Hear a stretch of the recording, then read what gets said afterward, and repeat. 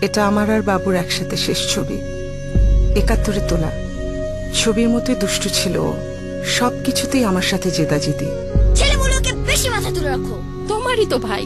খুব রাগ হতো। এই ছবিটা তোলার কিছুদিনের মধ্যেই মুক্তিযুদ্ধ শুরু হয়। একদিন সন্ধ্যায় বাবা আমাদের নিয়ে বেরিয়ে গেল। পথে দেখলাম আরো অনেকেই যাচ্ছে নিরাপদ আশ্রয়ের খোঁজে।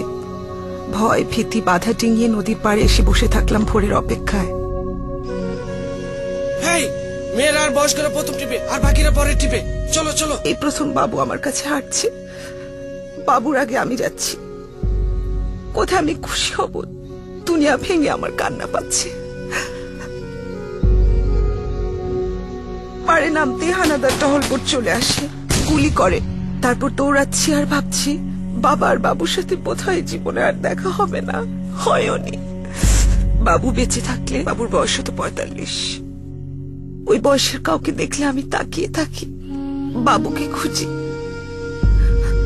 ওর চেহারা কেমন হতো, ওর স্মৃতি কোন দিকে করত, ওর কি কোফ থাকতো, ওর কি বিয়ে হতো, বাবুর বাবুটা কেমন হতো। এরকম মর্মস্পর্শী ৩০ লাখ গল্পের বিনিময়ে আমাদের স্বাধীনতা।